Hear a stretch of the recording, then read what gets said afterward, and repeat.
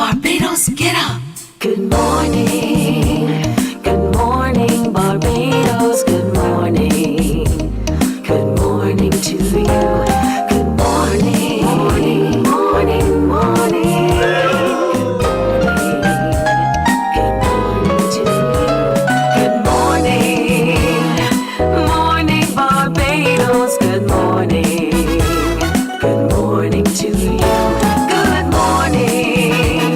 Good morning Barbados, good morning. Wake up, wake up, wake up. Morning to you.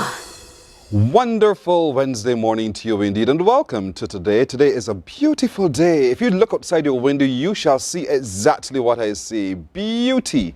Really, all thanks to God, and all thanks to your ability to wake up and turn your windows open. So good morning, everybody. It is Wednesday, the 4th of June, 2025. I'm Pearson Bowen. Wonderful having you company, particularly those of you watching us online because you are so interactive, and I absolutely love it. So thank you for watching us on our streams on Facebook, YouTube, and our website, cbc.bb.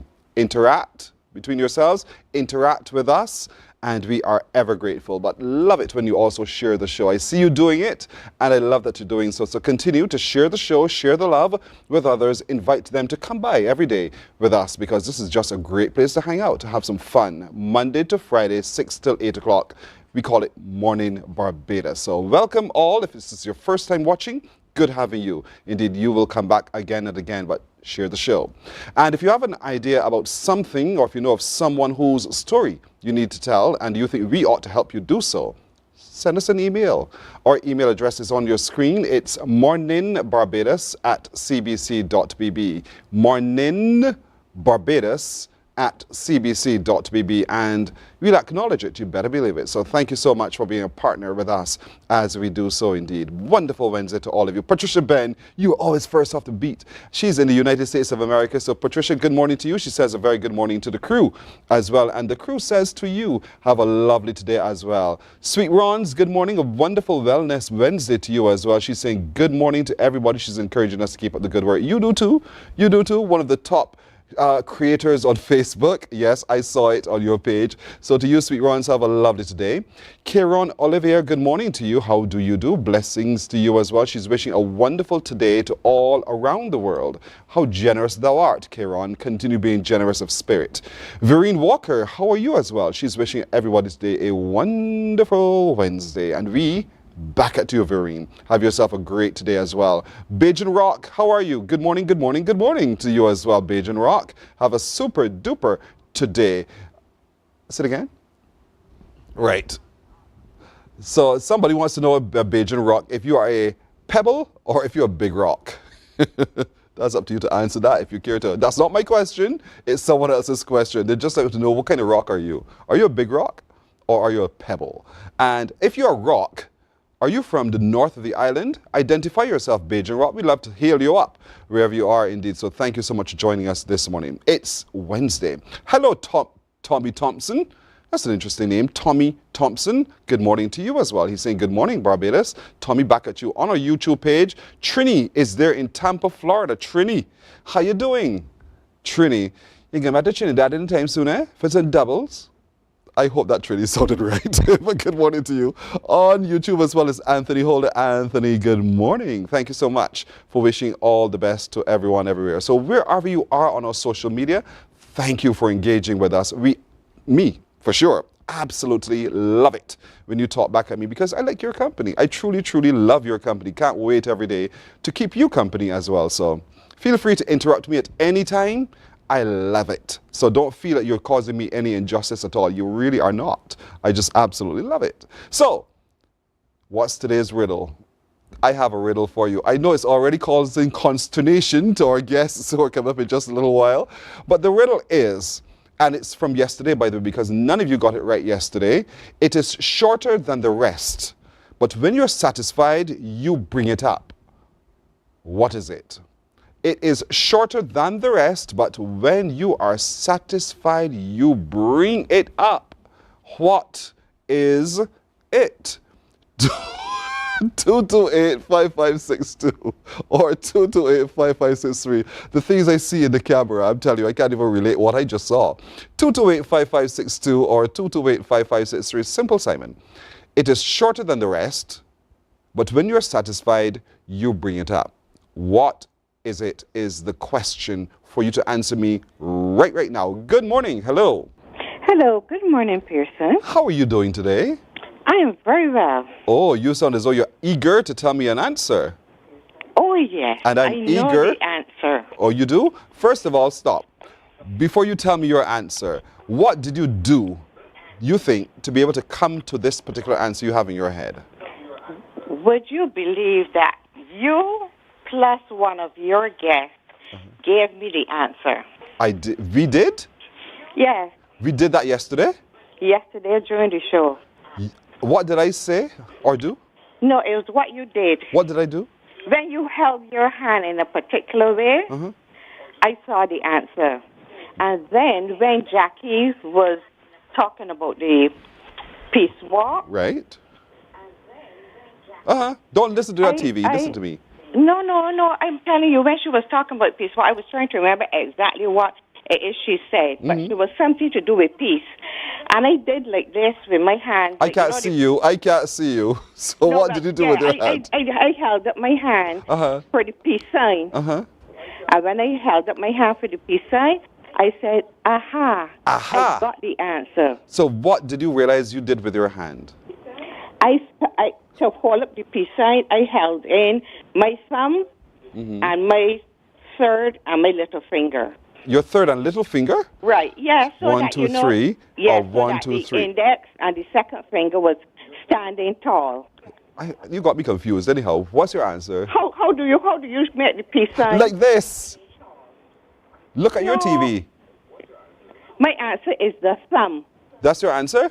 Yes. Is that your final answer? Yes. You're talking bare nonsense. It's correct.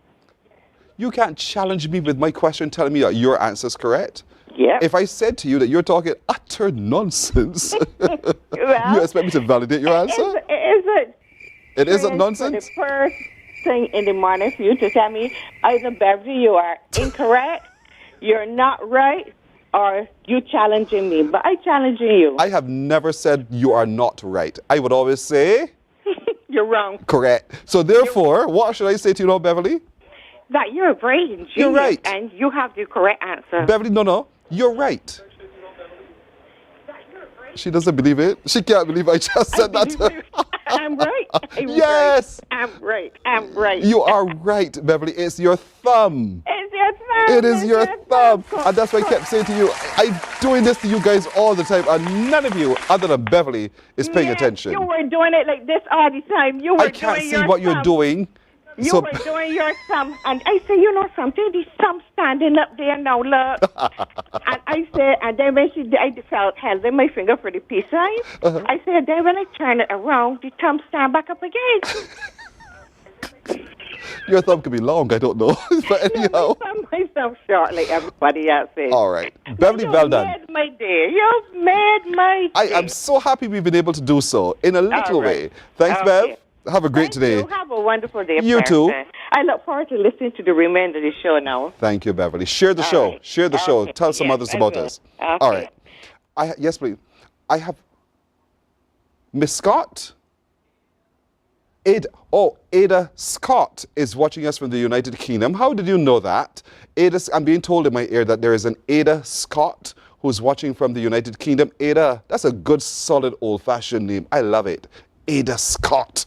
Ada, good morning to you. Welcome. Wonderful having you company. No, okay. Ada Leacock is her name. What I heard with the bad pronunciation in my ear was Ada Scott. I apologize to you, Ada Leacock. But very good morning to you, Ada Leacock, watching from the United Kingdom. How do you do, Ada? How is it today? Is it surly weather? Is it overcast? Is it a wonderful spring day for you, Ada Leacock? Good having you company. Thank you. Another question for you. Quick. I promise you. You can be as quick as you can. What has a neck but no head, 2 arms, and no hands? What has a neck but no head, 2 arms, and no hand? What do you think that answer is? 228-5562 or 228-5563? I'll get into business in a moment, so call me quick, and let me know. What has a neck but no head, 2 arms, and no hands? It's not a torso. 228-5562 or 228-5563. You know, on the weekend with the godsons, we were moving through a store, and one of them Michael said to me, Uncle, look. He looked at the mannequin, no head. That's because they had one of those headless mannequins. And for him, it was like, what's going on here? Because I see a fully formed human, looking like a human, but no head. So he was stunned by that. Well done, Michael. Good spotted. So call quick. What has a neck but no head, 2 arms, and no hands? As you call, and I wait on your call, let me tell you, coming up today, we are so excited, all of us, to go to the Garfield Sobers Gymnasium this weekend. We are ready to buy Beijing. We're going to Thai 2025, the Trade and Innovation Expo. It is also a wonderful marketplace. It's a global village. We'll talk to you a little bit more about what to expect and who will be exhibiting and why you really should be there this coming weekend, Friday right through to Monday. We'll also this morning, we got a call. I like when you interrupt me. Good morning. Hello. Peace be unto you. Likewise, you Gail. Long time no hear. How do you do? I try sometimes, but I Can't don't get through. All right, that's all right. So you good? But I sent you messages. I was going to chastise you today too, because I sent you messages and you don't read them. Thank God you're through the phone and not in person, because I'd be well beaten. You know. So Gail, what's the answer? You want me to tell you the answer right away? I do. All right, a shirt. A what? A shirt. I know you said a shirt. Yes. And I have a neck but no head. Right. That could be a mannequin.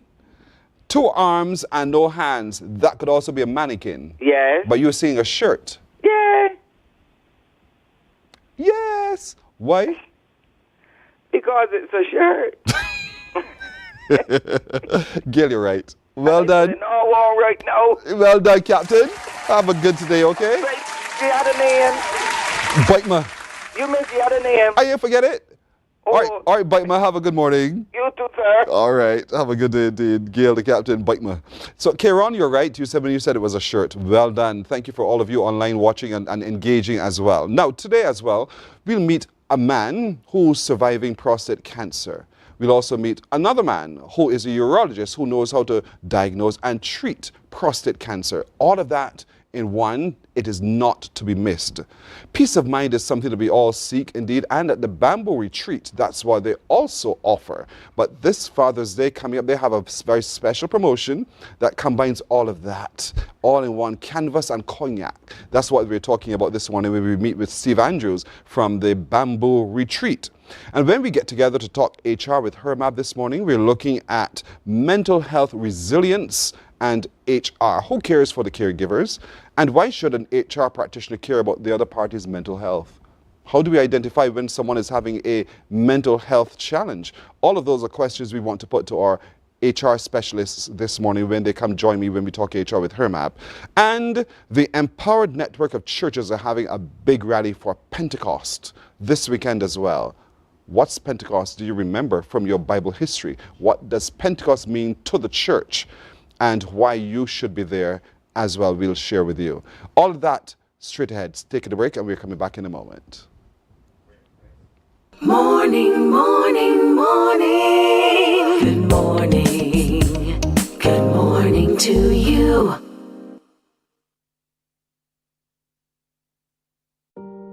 Hey there, it's Mahalia. I want to share something that might be really helpful. If you're feeling anxious, overwhelmed, depressed, or lonely and have no one to talk to, call Lifeline Barbados. We all face struggles at times in our lives. You're not alone. There's no need to feel ashamed or embarrassed. It's okay to reach out for support. Lifeline Barbados is completely confidential. No one else will know you called. They're there to offer a caring ear and guidance without judgment. And fellas, I want you to know asking for help is a true sign of strength. It takes real courage to reach out. You can also call Lifeline Barbados if you're worried about loved ones who are struggling and you need advice on how to support them. There's a saying, a problem shared is a problem halved. but not everyone has someone they can confide in. That's why Lifeline Barbados exists, to be there for you or someone you care about during Morning, morning, morning. Good morning. Good morning to you. Innovation isn't imported. A little girl who can barely pronounce the word is finding its meaning for the first time among bustling bodies and a bevy of voices that look and sound like home, in hands more precise than her own, shaping fate. From fiber and fabric, she calls it magic. But this is making, creating what is familiar like kin, feels like pride and lasts like memory, crafting imagination into industry, tradition into transformation, local treasure into trade, homemade into welcome mat at our front door. Because what we build here, the world will know. The Trade and Innovation Expo 2025, Whitsuntide Weekend, June 7th to 9th at the Garfield Sobers Gymnasium. Oh, does it not just grab you right away? That is what, and just a taste of what to expect this weekend, Friday right through to Monday, every single day at the Garfield Sobers Gymnasium. Talking to me a little bit more about that this morning is Roberta Dowell Morris, who is really working alongside the Barbados Manufacturers Association, but she's so good. I'm trying to get her into TV very, very soon. You wait, all in time. Morning, Roberta. Good morning, Pearson. Too early for this, right? And those riddles, way too early. But it got your brain ticking way too early. It did, well it done. did. And with you is Shade Dean. Shade is the Tourism Liaison Officer with the Barbados Hotel and Tourism Association. Welcome, Shade, as well. Roberta Tai, we are just days away from this big expo. Yes, after weeks of promotion, weeks of talking about it. I'm sure everybody's tired of hearing us, me, you talking about it. But, you know, we're just a few days away. Preparations are underway at the gymnasium. There's so many things to do, Pearson, from Saturday right through to Monday. It's a long weekend. We're always saying there's nothing to do in Barbados. Yeah. This is a prime example to do good, experience our local vendors, manufacturers, products, taste some good food that Shade will tell us all about coming up, and just have the experience as a family, because there are things for kids to do, things for adults to do. I will not say old people, but adults to do. And there's just a bevy of experiences to have, educational things to pick up.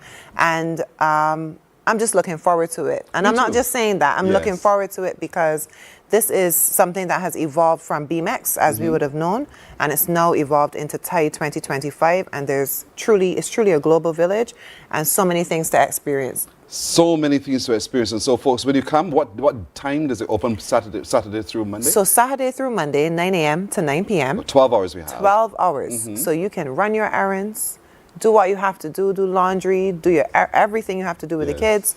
Come out, take your time, and experience each pavilion, brands that built Barbados, Chef for Dev that Shade will speak about, the Buy Beijing campaign, where all you do is simply support your local manufacturers and vendors, and you get a chance to win awesome prizes, which we will go into. But it's just a lot of things. There are many things to do: live entertainment, a kids playground, tips on disaster management and preparedness. And there are also some partners of those pavilions that will be there to give you additional tips, additional knowledge and information that is key, not just during the hurricane season, but beyond. Come with your cash, because you have an opportunity to grab some deals as well. Yes.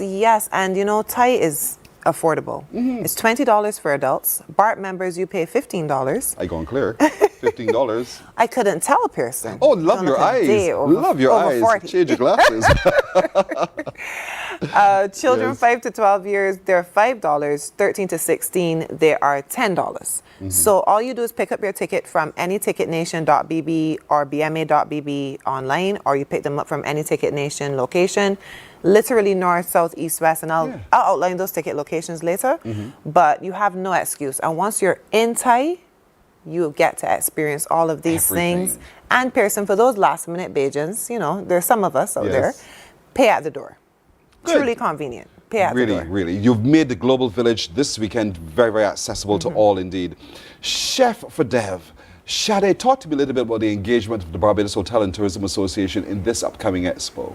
Sure. Good morning, everyone. So the Barbados Hotel and Tourism Association, along with ECA, we have developed a project which basically looks at engaging chefs using their culinary experience and their techniques in order to use local produce and products in this case. So we've designed a menu that has a combination of local products and produce. And you know, our typical breadfruit, we have our sweet potato, we have our cassava. We're using proteins such as pork, can't get away from pork It's at a all. Bajan thing, girl. And then there's also chicken, obviously a regular staple. Yes. But we've also taken that option to also offer pescatarian options. You can't go wrong with saltfish ever. And then there's also the Or use even red of herring. well, Drop a word in for my red herring. I'll make that recommendation next time to the chefs. But that's a good point too. Yes. But we've also incorporated vegan options as well. But when we've used these produce, we've made sure that we have a more gluten-free option. We have the vegan, the pescatarian. So persons who may not be so familiar, because the last time we did it, somebody actually had a sweet potato and a little bit of cassava, breadfruit hash, right? And they said, you know, when my grandmother did it, I would not have eaten it, you know, but only then with the culinary expertise of the chef, and they were able to infuse those things, then they were able to Listen, enjoy in our it. canteen here, Chef Jess does the same thing. She mixes potato with breadfruit and something else, not cassava for me, in there, and it is such a delightful blend of flavors. It is stunning. So all of this is possible, and this is what we'll experience at Chef Verdev Pavilion. Oh, certainly. So that will be on the Sunday from 11. So I can give you the menu. Sure. And you may be a little hungry now, but you know, we'll curb the appetite. So starting first, we have featured chef Jason Hudson. We have a sweet potato cake topped with caramelized sorrel, infused with onions and coconut garlic aioli. And then we have roasted breadfruit ravioli with Bajan buljo and a pickled cucumber with charred green oil as well. We have cassava patty with jam or mango salsa, because you know, some persons may not necessarily do pineapple, but we obviously have another option. We have sweet potato fish cakes. I call it fish cakes 2.0 simply because it's the Bajan fish. Yes, it's the Bajan fish cake that is obviously enhanced with sweet potatoes, so you give you a good go-to option. But the previous one was from a Shan calendar, and this one is from Abigail Cumberbatch. Following that, we will have Jason Hudson giving us a smoky barbecue pulled chicken. As opposed to pulled pork, pulled Don't chicken. worry, pulled pork is there, Okay. not to worry. With guava-infused barbecue sauce, served over a fluffy coconut waffle, topped with warm cheese sauce and a sliced green onions. And then we have the gooseberry glazed ground provision ham hash. So you have ground provisions with our regular Farmer's Choice ham that everybody really, really loves. And that will Glazed be- with gooseberry sauce. That's right. That will be done by Akila Marshall. And then we have Nikita Garner doing cassava pancakes with tambourine pulled pork. Yes. There it with is. Bacon and crispy plantain. So we've incorporated all the produce. We've also utilized some of the products from local manufacturers as well. And that's the beauty of the experience of Thai 2025. When we come, we are finding new ways to use what we do and grow here, Yes. and finding other creative ways to test the palates, really, of those who we treat, whether it's the family or guests store home as well. And that is just in the Chef for Deaf Pavilion, but there's so many other pavilions that will be set up. I know Roberts will be there as well. Yes, in the Brands That Built Barbados pavilion, you'll have not just Roberts, Pine Hill, Oran, Baiko, RL Seal, Rose and La Flamme, McBride's, Barbados Bottling Company, so many strong Barbadian names that have been around for years. You know, when Roberts was on with us last week, Yes. they've been around for 81 years. Yes. And they have just such a strong legacy in Barbados, and we get to bring that to the fore at the Trade and Innovation Expo. There you'll be able to experience all of their new products, experience some of their existing products, learn more about what they have to come to market as well. So it's just a bevy of things to learn. You know, sometimes person I say, you know, you hear a company name and you're like, oh, I didn't know that was Bajan. Yes. And we get to learn that Yes. at the Trade and Innovation Expo. We also have the Carrigard Disaster Management Pavilion. I'm looking forward to that. Like I said, not just because of the hurricane season, but because of disaster preparedness management altogether. They will have folks from the Barbados Meteorological Service, the Barbados Fire Service, the Barbados Police Service, the DEM. So they will have a lot of partners on board in that pavilion to give us tips on how to prepare adequately and appropriately. Also information for pet owners. You know, we think, oh, you just untie the whatever pet you have and let them loose. No, there are other things that you have to put in place to ensure their safety and the safety of others as well. So there's going to be a lot of information surrounding that. And also my favorite, the Buy Bajan promotion. This is something that the Barbados Manufacturers Association has come up with to not just allow people to win, but expose us again to local products. All you have to do is pay at the door or get your ticket. Once you're inside the Trade and Innovation Expo, pick up your free, I know we love free reusable tote bag from the McBride's outdoor booth.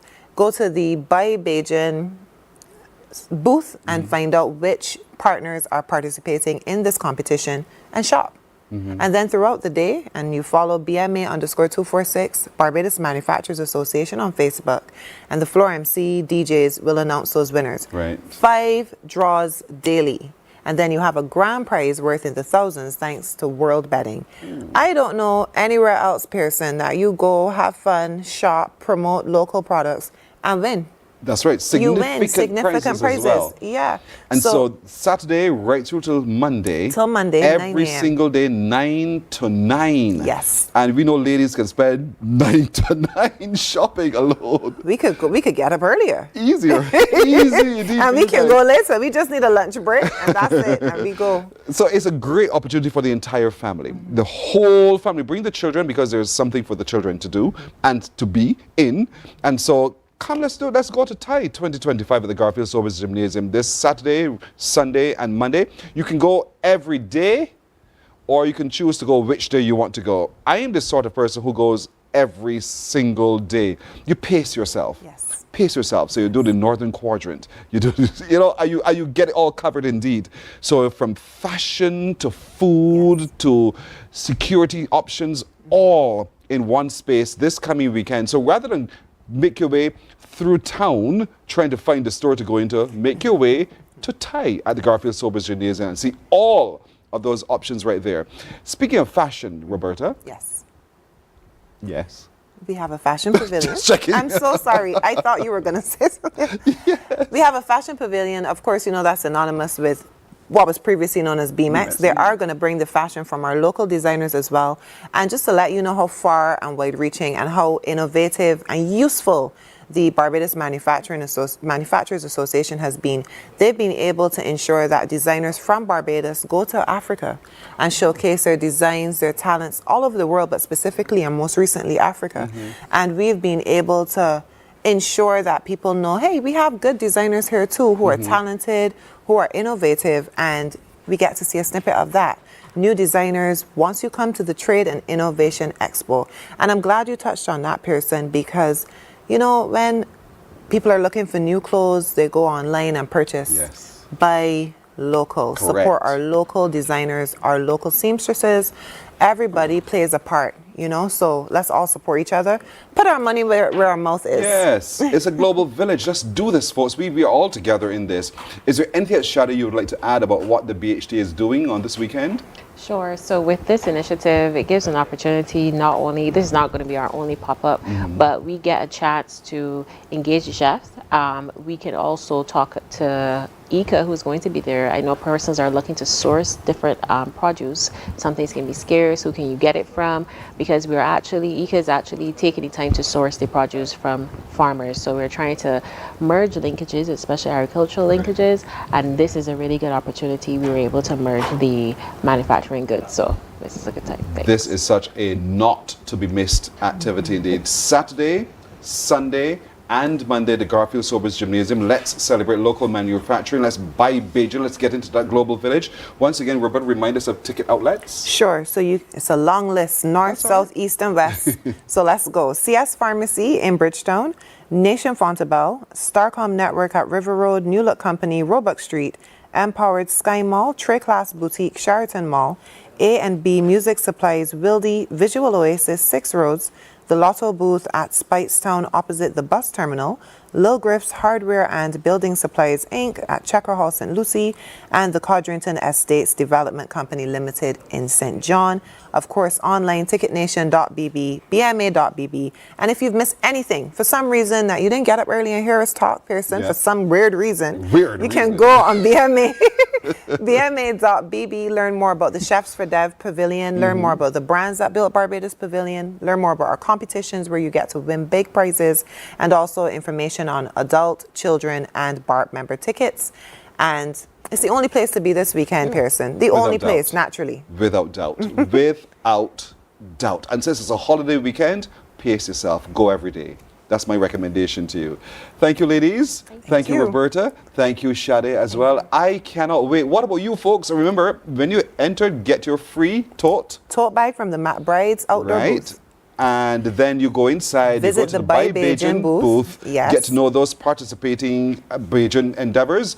Go to shop with them and listen to be told that you are a winner every single day. Every day. Indeed. So that's fantastic. Well done, and thank you both. Thank you. All the best. Good luck. Thank you. We're coming to TIE 2025 at the Garfield Sobers Gymnasium Saturday, again on Sunday, and again on Monday. We're looking forward to seeing you all there. We're back in just a moment. The flavor of the pot, the hands in the craft, the soul in the stitch. When you buy Bajan, it ain't just a product, it's a promise. Legacy and pride and pushing past smallness to make big things happen. Buy Bajan, and you buying into experience.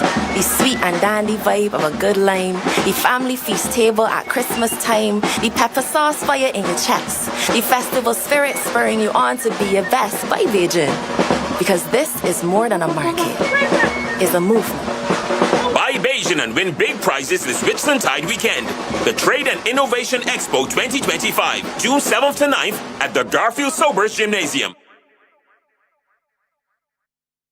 Morning, morning, morning. Good morning. Good morning to you.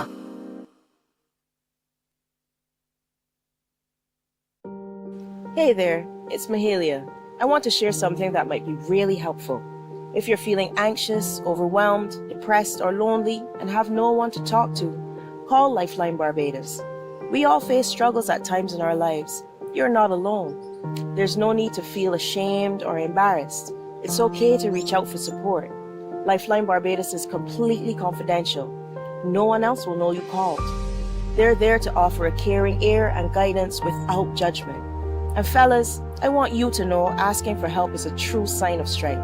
It takes real courage to reach out. You can also call Lifeline Barbados if you're worried about loved ones who are struggling and you need advice on how to support them. There's a saying, a problem shared is a problem halved, but not everyone has someone they can confide in. That's why Lifeline Barbados exists, to be there for you or someone you care about during tough times. Save this number. Lifeline Barbados is just a call away. Remember, you can reach out whenever you need to talk. There is a saying, you can find a Bajan anywhere. Are you a Bajan living abroad? Or do you know of one who has migrated to another country? Well, we at Mornin Barbados would love to have you or them on our Bajan Affair segment. Share your amazing stories, experiences, and how you have adapted to a new culture. Send us an email to morninbarbados@cbc.vb.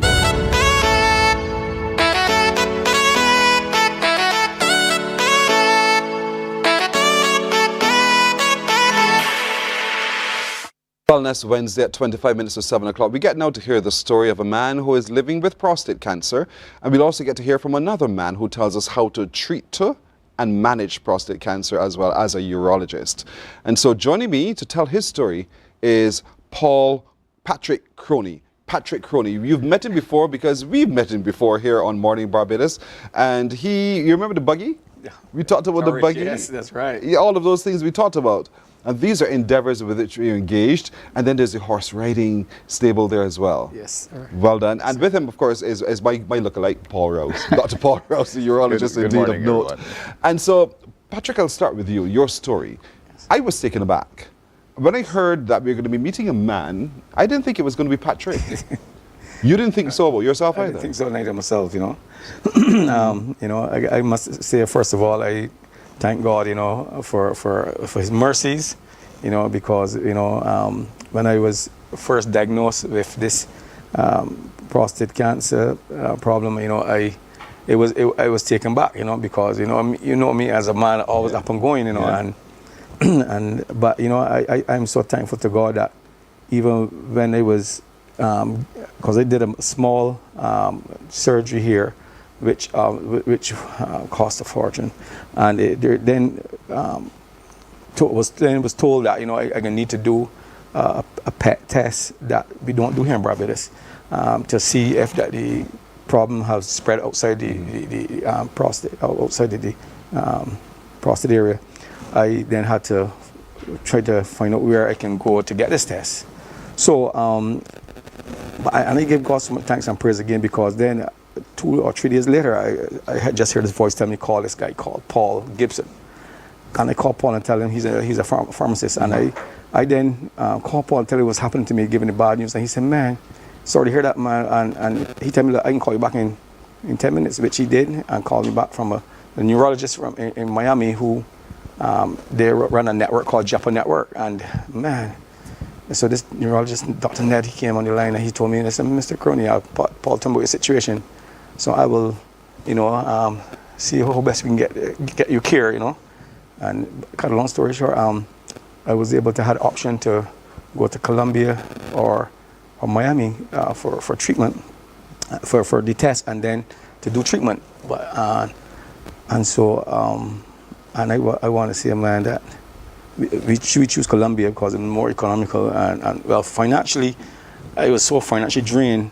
I was telling my friend, you know, right now, you know, I ain't even got any monies here for this, and it's such an urgent because my situation was aggressive. The doctor told me your prostate, the cancer is aggressive, so I had to move really aggressive, you know, and so I then was able to rally with some friends and some help because financially, again, as I said, it was training, and I didn't have no insurance, but I thank God for blessed assurance.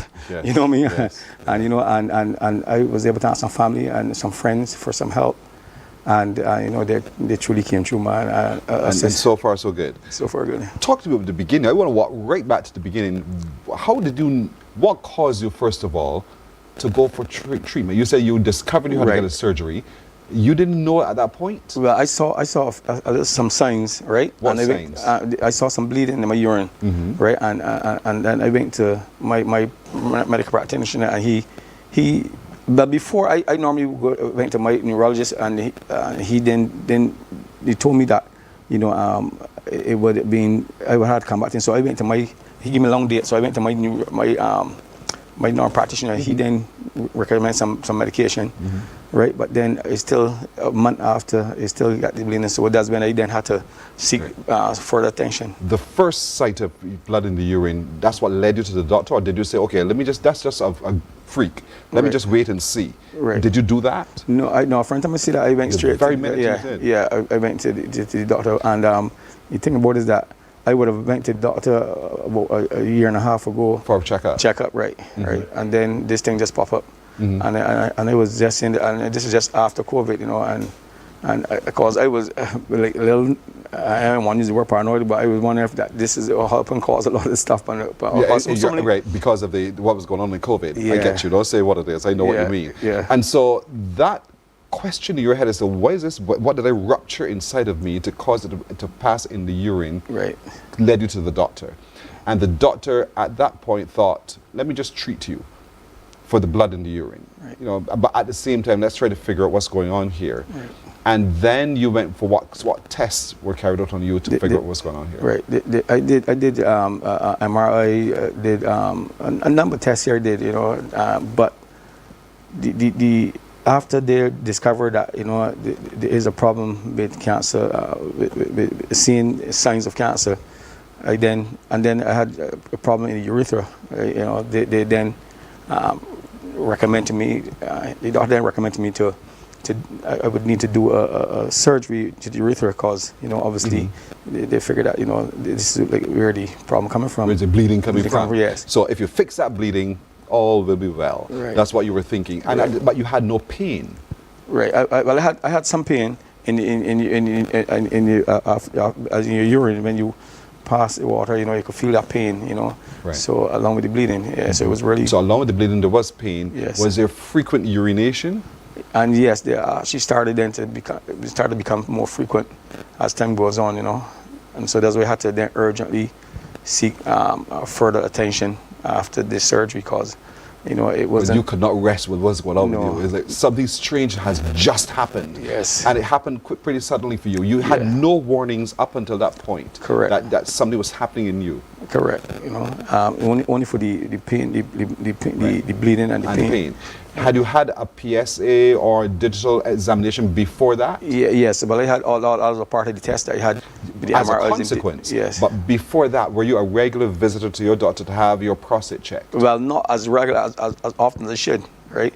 But you did or did not? But I did, right? I did, right? And back then it was good.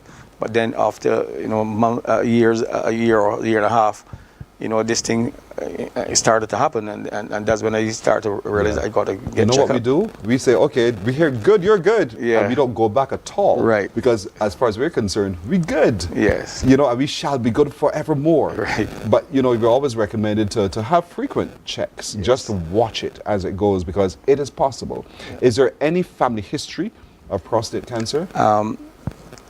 Well, my dad, he did. Well, they call it they said he died with bronchus, but from talking to my sister, because he lived overseas, I get to learn that he did have prostate cancer as well, right? So I must say yes, So that was hereditary. a trace there now. Yes. You see, the old people didn't talk. Yes. Nobody said a word. Correct. But now that you know, you know. Yeah. And so, do you have children? Yes, I have Sons? children, yeah. Sons? Yeah. Yes. Yeah. What do you say to them now? Well, I told them to get checked, and actually they're trying to make sure they eat healthy as well, you know. Yeah, they now learn from your experience. Yeah. In Colombia, what processes were used to try to handle your situation? Well, after all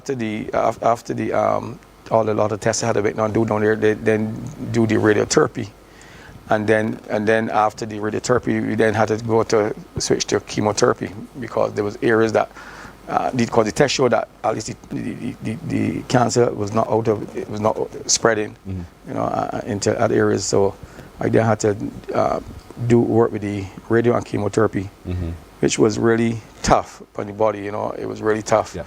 You know, but I give God thanks and praise, because in the midst of all of that, I met a lot of other patients that came down through the Queen Elizabeth Hospital, and they too were going through the treatments. And because I was down there for so much months, I was able to encourage them and share with them about, you know, about how to battle with this thing, you know, and most of all, I had to then turn around and started, you know, a prayer meeting, and to encourage them. Came back to your faith. Yeah, I had to come back. I got you. Yeah. Did you know of Dr. Paul Rouse before? No, I only met. I met him this morning for the first. For the first time? But I heard about him now through another friend of mine, Veronica Evelyn, her husband. And they know him well. Know him well. Right, so yes. Yeah. So because you were led to him because of connection. Yes. And so did you know of any of the treatment options available in Barbados?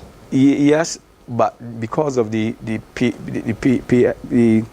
PET test, that is not done here. Okay. You know, I was recommended I'm gonna have to travel, and if I do travel, it's best to deal with it down there one time, right? So that is when I decide, well, you will travel and go to Colombia, the cheaper of the two options. Yes, yes. All right.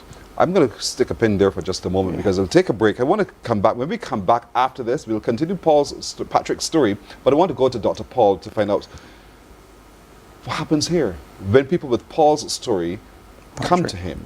We'll talk about that after this break.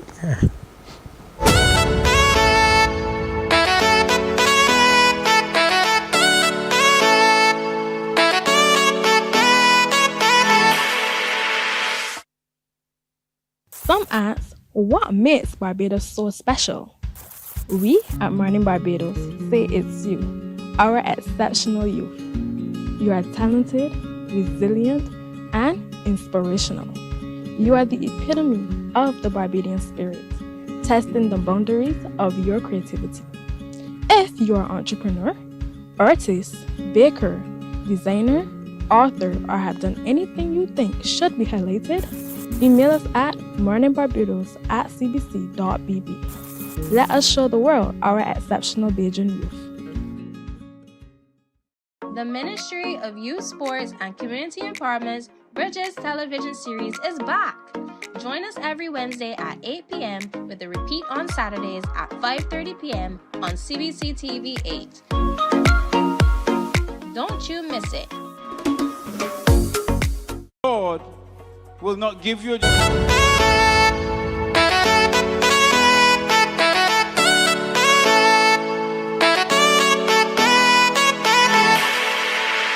So we're 13 to 7 o'clock. Patrick Croney is the man whose story we've just been listening to. He is a prostate cancer survivor, and you can too. You see him in living color right before us. Intervention is critical. Dr. Paul Rouse is a urologist who that's his area. And so, Dr. Rouse, you've heard Patrick Croney's story, and that's the story of a lot of men. Yes, that's the story of a lot of men, and Patrick's story has highlighted quite a few things, and you touched on as well, Pearson, in that importance of being checked on a regular basis. I noticed you said there in between there was a lapse of over a year between being checked. PSA digital rectal exam is the screening tools that we use to pick up men early with prostate cancer. They're not perfect, as a lot of screening tools are, but right now those are the best tools we have available. And it stresses the point of early detection. Early detection is key, because certainly in my practice, it's different from my other urology colleagues. Their practice might be different in the hospital.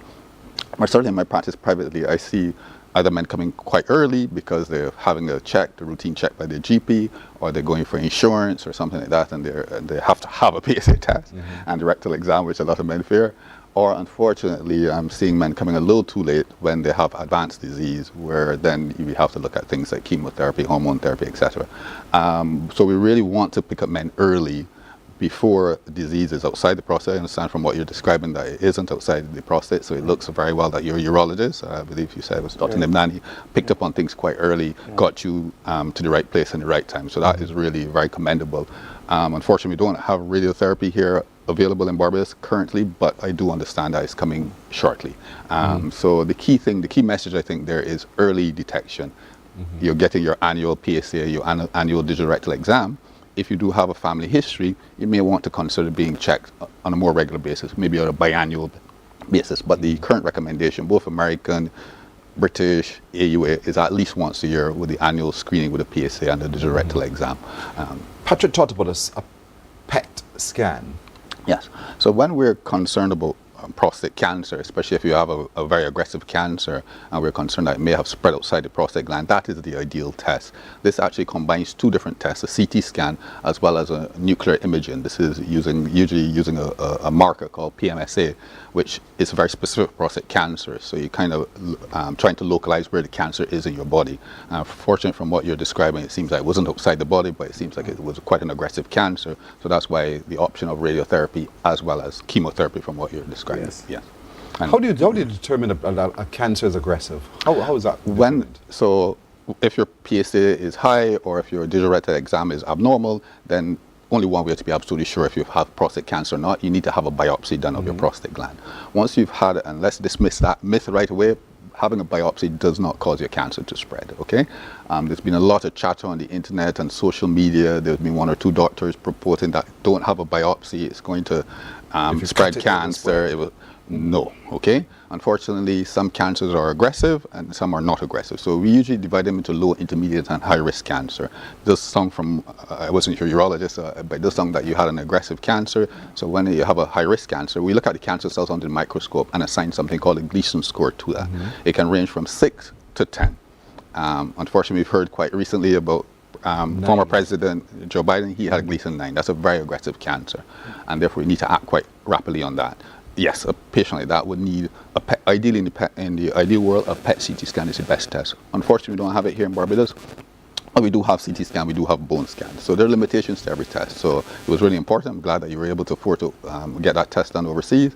And then, fortunately, it didn't show that there was any disease outside the prostate. So that was a really good outcome. When it's closer to 10, which is the max on that scale, Biden's 9. Yes. What options do you really have?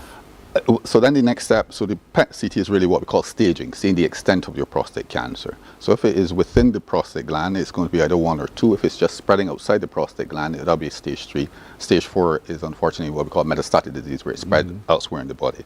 So if you're at stage 1, stage 2, where it's confined to the prostate gland, then your options are either surgery or radiotherapy. So surgery, which I am a surgeon, complete removal of the prostate gland. That's a radical prostatectomy. You can do that open, you can do it laparoscopic, you can do it robotic assisted radical prostatectomy. Or the other option is radiotherapy. This is where you're using radiation to kill the cancer cells. So that's beamed in from outside, that's external beam radiotherapy, or sometimes, depending on the characteristics of the cancer, there's also brachytherapy available. So those are 2 forms of radiation and then surgery. So these are 2 curative options for prostate cancer. And the key thing about treatment of prostate cancer is that it's actually very highly curable once you catch it early. More than 90% of men are alive 10 years down the line following surgery and or radiotherapy. Even as aggressive as it is? Even if it's aggressive. So once it's confined to the gland, that's the key thing. Once it's confined to the gland, the cure rates are very, very high. The real problem, unfortunately, with treating prostate cancer, either surgery or radiotherapy, is the treatment-related side effects that you must be willing to potentially endure. What are some of those side effects? As a surgeon, one thing that a lot of men don't like to hear is obviously the issues with sexual function after surgery. Let's face it, we're sexual beings. The risk of impotence is quite high following surgery. Yes, it can happen also following radiotherapy, but it tends to come on months or years down the line. So that's where you really need to have a good chat with your surgeon, your urological surgeon, if you want to consider surgery, about your risk of erectile dysfunction following surgery. There's also a low, but nonetheless, real risk of urinary incontinence, but we would quote less than 10% in safe hands in terms of urinary incontinence. So usually not too much of a major problem. One I've seen of here is problems where we join everything back together. You can have strictures or narrowing of the water passage after surgery. So those are probably 3 main complications or long-term complications you can have following surgery. Following radiotherapy, you can have problems with erections. You can also have problems with urinary incontinence, but also you may get radiation cystitis, you may get radiation proctitis. This is where, unfortunately, radiation can damage your bladder, you can damage your rectum. But with the newer techniques, and hopefully, from what I understand from the treatment that we hopefully will have going in the latter half of the year, is that those complication rates are should be quite low. So this is where counseling of men is very, very important prior to surgery or prior to radiotherapy. So that's where ideally we should have a multidisciplinary team approach. So usually routinely once I have diagnosed my men with prostate cancer, I then counsel them about surgery, but I do encourage them to see a radiation oncologist to have a good discussion about radiotherapy. If they also want to consider brachytherapy, if it's appropriate, I would also refer them to my urology colleagues to have a discussion about brachytherapy. Patrick, did you have that level of counsel? To a certain degree, yes. You know, but one of the other things I want to mention that is a side effect of some treatments is maybe neuropathy and so on. You know, cramping in your fingers and sometimes your feet. You know, so. Again, yes, within a matter of time and proper care, you know, they do, because many times you find that the nerves in your fingers and maybe your feet tends to get shot because of the treatment, you know, but they repair themselves, and you know, with using a proper products can help your nerves to repair to get you back on your feet properly again. Also, yeah. Did you have surgery? I did have a small surgery here before I went to Colombia, but that wasn't the real answer for my problem, you know. And so, but going to Colombia, when they did my whole entire analysis of where I'm at and so on, they realized that, you know, I need to do the radiotherapy, and then after that the chemotherapy, right? Because areas that the radiotherapy they can't zoom the radiotherapy into, especially urethra and so on, areas that chemotherapy can get into the area and do the work, right? So again, as I said, it had been a real journey. But one of the things I want to really mention is that, you know, finding focus in your situation, because many times, many men and women too, you know, who been diagnosed, you know, they tend to take on this this situation really, I mean, it was a killer because it has. Once you hear the word cancer, you give up. The ghost is almost upon you. But I want to say that it don't have to be that way, you know. And this is why I had to tell myself, because truthfully speaking, tears was in my eyes. I was in pain and crying, me and my wife. But you know what? You know, I found solace in God, and I thank God for all those who would have been there for me and my wife, you know, who helped. You know, even help us to get to Colombia, because, as I said again, you know, I didn't want how I was going to get there. And I remember Sister Value Vacation, Denise Nichols, she said, listen, I'm going to book your flight to Colombia. So you had good help. I had some wonderful help from some wonderful friends and family. So how are you now? Now I feel a lot better in my body, yes. Still going through the side effects, you know. But I'm getting there slowly but surely. I'm trying to take it very easy right now, because you got to take it very easy, and then that's why I want to encourage many people who are going through the time of this time of that they're going through with the problem, you know, focus on, because even in Colombia, what you have to do, because I met so many Bajans up there, and I realized that I could see the pain that they're going through, and I know I spent months. Some of them spent a couple of weeks, but I spent months in Colombia. And so I was able to then just even start then a church service up there to help encourage them, get a Zoom link from St. Veronica Evelyn, and get some pastors from Barbados to Zoom in and to encourage these people to really focus. Actually, one guy that was planning to kill himself, called when he got down to Colombia, his wife dropped dead. She was his support partner, because he had cancer. And after that she died, he felt, as he told me, you know, he went up on the 9th floor to jump. You know what I mean? But right there and then I was able to, you know, with the help of the Lord, have this service to encourage him and his daughter fly up. You're fortunate you had God by your side to keep you straight and narrow. Thank God, and give Jesus and the Lord all the praise, man. Yeah, and that's why Dr. Paul Rose talked about the need to that interdisciplinary counsel on all that's happening indeed. So you understand what's happening with you as it happens indeed. And so, Dr. Rose, one can live with prostate cancer. It is really important that I'm glad to hear Patrick's story. He's a success with, it sounds from what he's describing, quite advanced cancer. You can see even with advanced cancer that there's lots of treatments available. Sometimes, yes, we have to refer patients overseas to get some of that treatment, but I understand from what I can hear from coming out of the government and out of the Queen Elizabeth Hospital, hopefully towards the latter half of this year, we'll have those treatments on site, and hopefully patients won't necessarily need to travel. But Patrick's story highlights that simple fact that you really need to see your GP. You don't necessarily need to come to a urologist directly. PSA, digital rectal exam on a regular basis, at least once a year. Being screened and being picked up early. Yes, there's some pitfalls and there's some nuances to it. That's where the urologist will come in. But with the good counseling, good guidance from your urologist, from your general practitioner, I'm sure we can if unfortunately you're diagnosed with prostate cancer, we can take you to that journey together and you can have a successful outcome. I think that's the key message. Early detection, get screened, get checked. Even unfortunately, if you may have a more advanced cancer, that there are treatments available. We can work together with your general surgeon, urologist, your faith in God, support of family, friends, and you can survive prostate cancer. I think that's a message that to be taken home. Patrick, thank you for being bold to share your story. Thank you for sharing your story. You're welcome. And we can only wish you well. Patricia Ben says, thank Dr. Paul Rouse for always stressing to our brothers that early visits to the doctor are important. And she hopes that all of us men are listening. And so she is very happy to hear you're doing well, Patrick, as well. So our commenters on Facebook are paying attention to your story. I hope all the men of Barbados have heard Patrick's story. That could be our story. And so, as Dr. Paul Rouse reminds us, early detection really truly is the best response. Every year, have your PSA and digital. Don't think it's one or the other. It's both.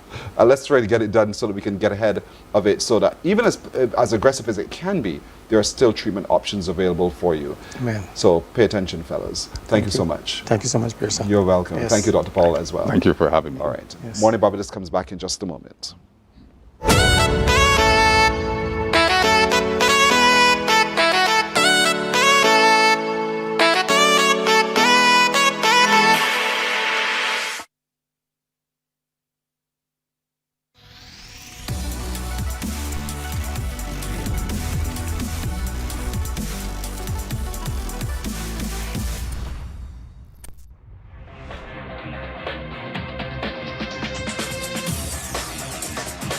Week after week, Scald presents exciting reports and documentaries on the most varied topics of our time. Spectacular developments and innovations, lifestyle and trends of tomorrow, mobility and tourism, health news, highlights from art and culture. Each contribution grabs the viewer with extraordinary images and stories and takes him into fascinating worlds which he experiences here exclusively and up close. We're there when companies and specialists develop super satellites for a global network in space and can look behind the scenes. Morning, morning, morning. Good morning. Good morning to you. Let's look at the news now. The National Cultural Foundation is in full preparation mode for the Sweetest Summer Festival Cropover 2025. Chief Executive Officer Carol Roberts says the planning for the festival has been a successful undertaking so far. And yesterday, members of the media were invited to witness a planning meeting at the Foundation's boardroom in West Terrace, St. James. So we meet every week. It's usually on Tuesdays. As you can see, almost every area of endeavor is represented, from event planning to accounts, to technical, to administration, to marketing and advertising, to corporate comms, and just general coordination. It is generally and largely a very democratic process. Everyone has a say, and then we come to a consensus. We always start with a very simple format, a review of the previous week, and then we go into plans using our event best practice checklist, go into the plans and the coordination for the events this week. Ms. Roberts says it is important for the public to note that there is strong attention to detail during the planning process. And the amount of relationships we must maintain with our stakeholders to make the festival work. It is not just an NCF initiative, but it's an initiative of a slew of agencies and ministries and organizations, including our family of sponsors that make Cropover possible. Prime Minister Santia Bradshaw is calling for the speedy resolution of personal injury matters. She says the length of time it takes for such cases to be heard is a cause for concern. And according to her, in some cases it takes decades to reach resolution. She was speaking ahead of the passing of the Supreme Court of Judicature Amendment and Validation Bill 2025 in the lower house. And I therefore would want to see going forward that we're able to perhaps just pull all of the cases and let us see how quickly we can dispose of these matters, because these people have their families, they have their lives that they want to get on with. And I feel it is very difficult when you see cases that have gone on for 10, 15, sometimes 20 years coming before the cabinet, circumstances that are very difficult sometimes to comprehend how that individual has been able to manage without the interim payments and without any kind of settlement. Senior Medical Officer of Health, Dr. Leslie Rollock, is urging the public to take all necessary precaution with COVID-19 on the rise once again. She says with the new variant declared and detected in Barbados' largest source market, the USA, it is only a matter of time before it reaches our shores. This new variant that has been discovered is, of course, more transmissible, but in itself, it is not more virulent. More transmissible means that more people will get it, and therefore those who are more vulnerable are more likely to then have the serious effects, hospitalization, and so on. But it's not because of the virulence of the virus, it's because of the state of the person who would have gotten it. And since it is being seen more often in one of our source markets, the US, we can expect at some point that it will get here.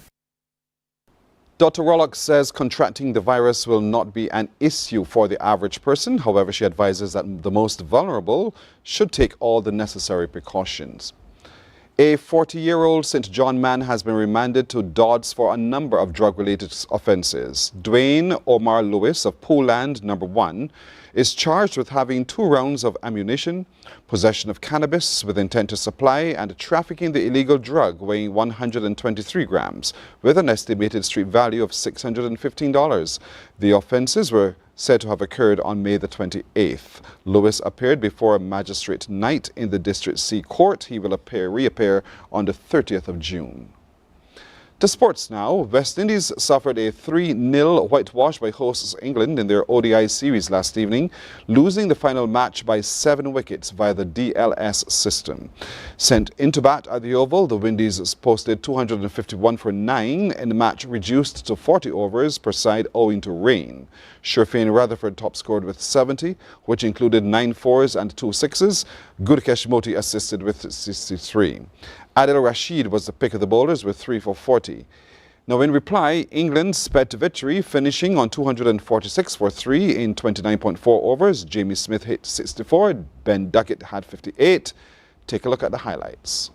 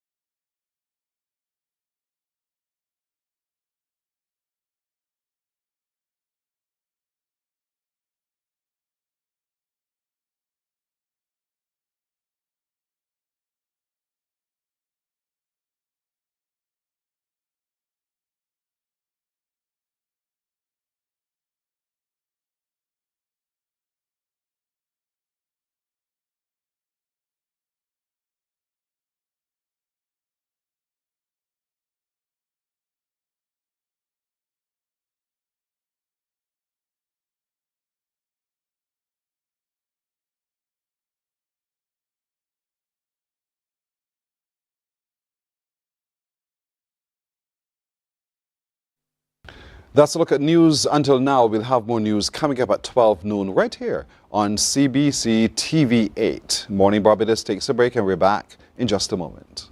Morning, morning, morning. Good morning. Good morning to you.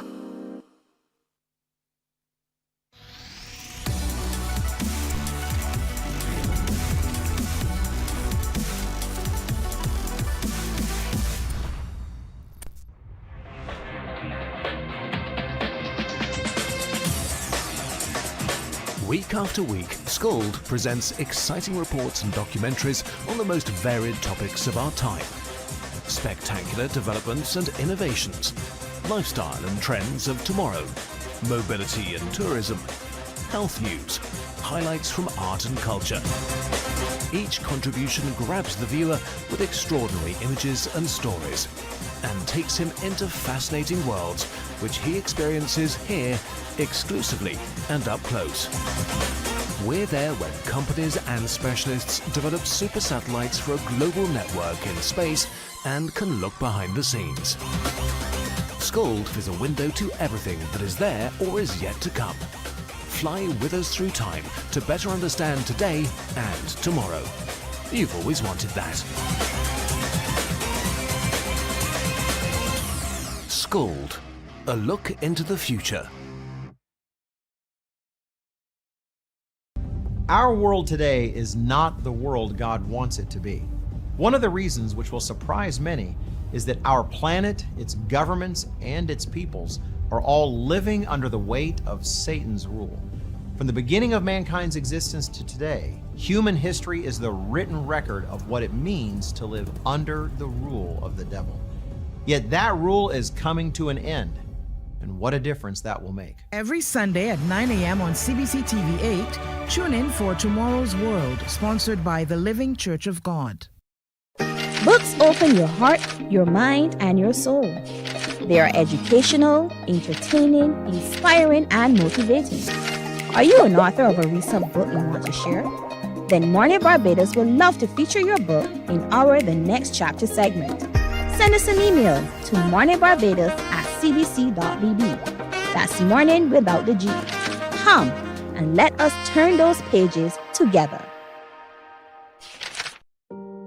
Hey there, it's Mahalia. I want to share something that might be really helpful. If you're feeling anxious, overwhelmed, depressed, or lonely and have no one to talk to, call Lifeline Barbados. We all face struggles at times in our lives. You're not alone. There's no need to feel ashamed or embarrassed. It's okay to reach out for support.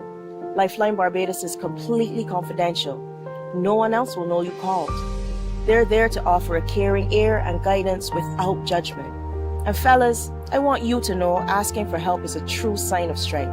It takes real courage to reach out. You can also call Lifeline Barbados if you're worried about loved ones who are struggling and you need advice on how to support them. There's a saying, a problem shared is a problem halved, but not everyone has someone they can confide in. That's why Lifeline Barbados exists, to be there for you or someone you care about during tough times. Save this number. Lifeline Barbados is just a call away. Remember, you can reach out whenever you need to talk. There is a saying you can find a Morning, morning, morning. Good morning. Good morning to you.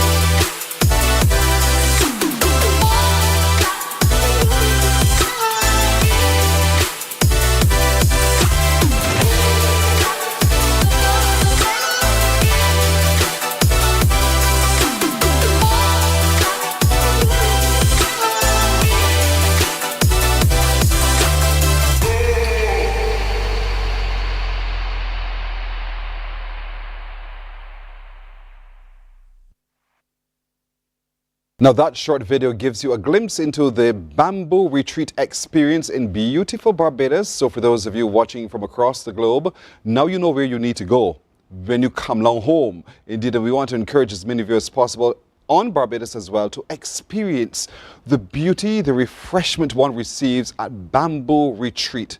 But coming up next weekend, they have some outstanding activities that they want to share with you. And so joining me this morning is master therapist himself, Steve Andrews, who manages Bamboo Retreat. Steve, good morning to you. Good to see you again.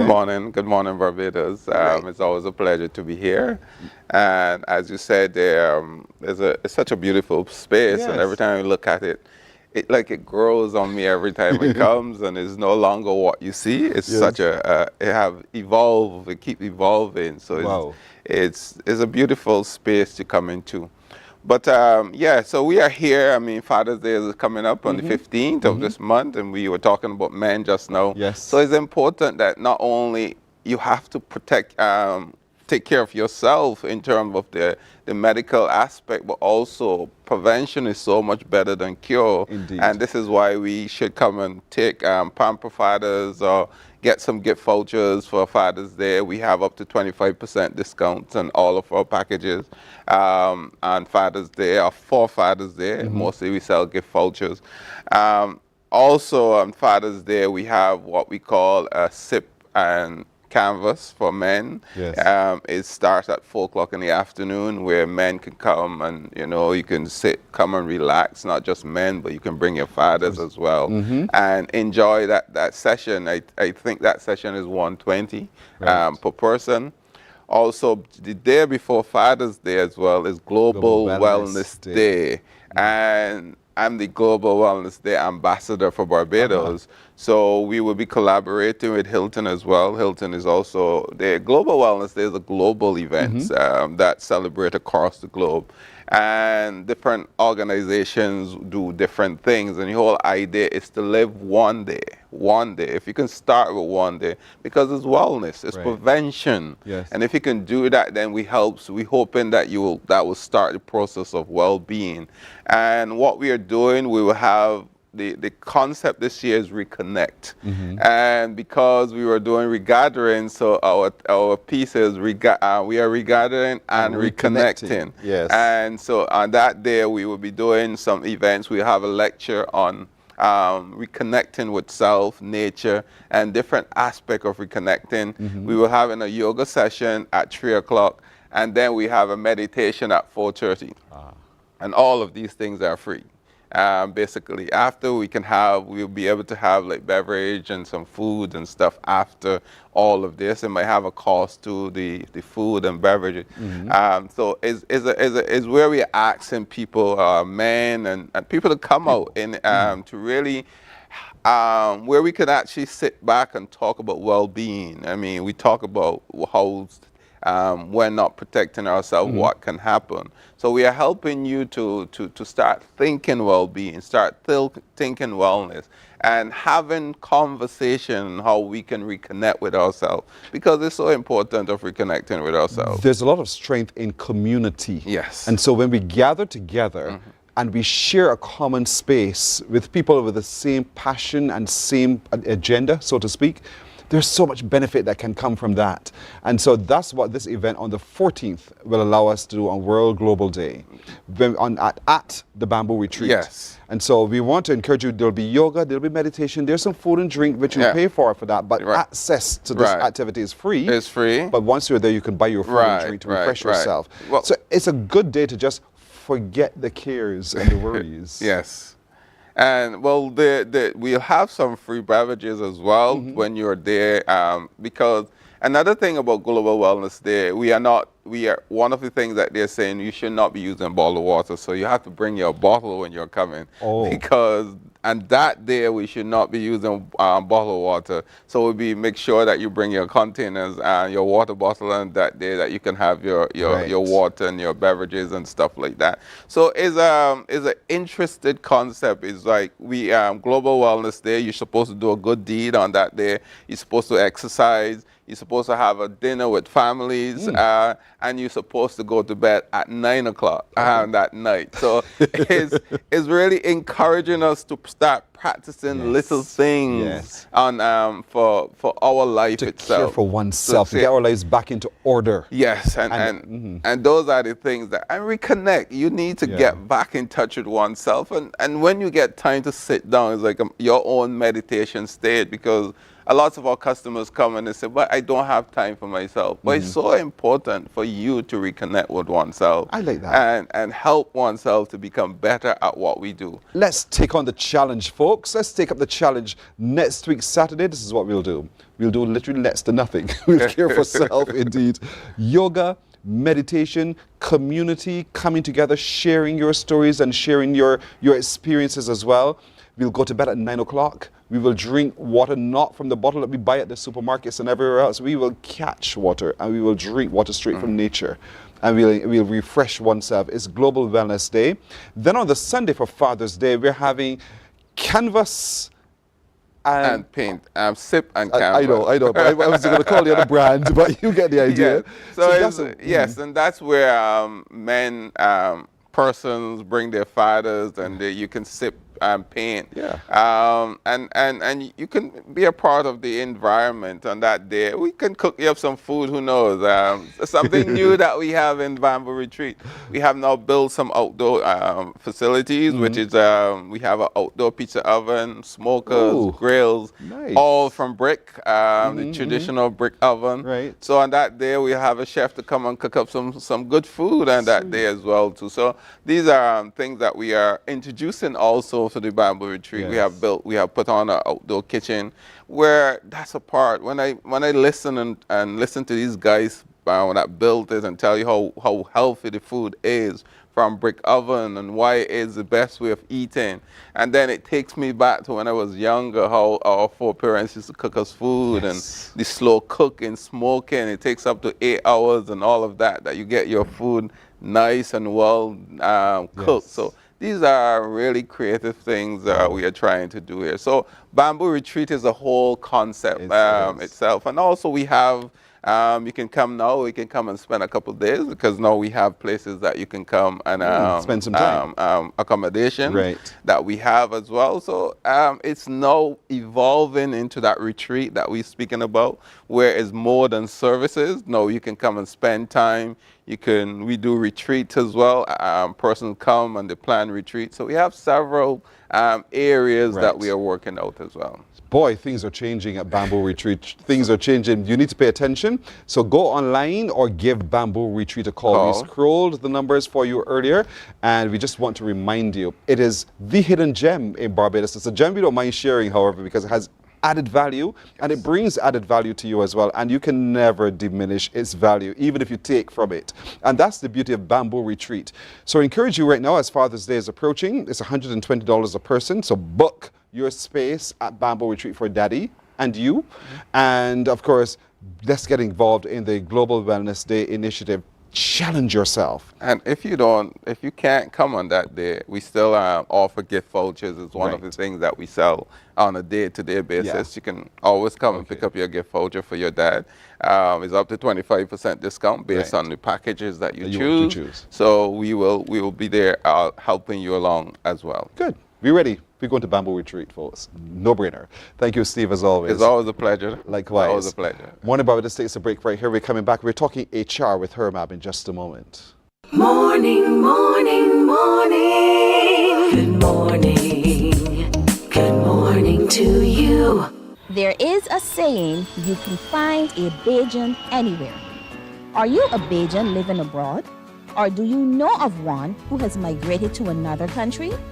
Well, we at Mornin Barbados would love to have you or them on our Bajan Afar segment. Share your amazing stories, experiences, and how you have adapted to a new culture. Send us an email to morninbarbados@cbc.vb, and together we will travel the world.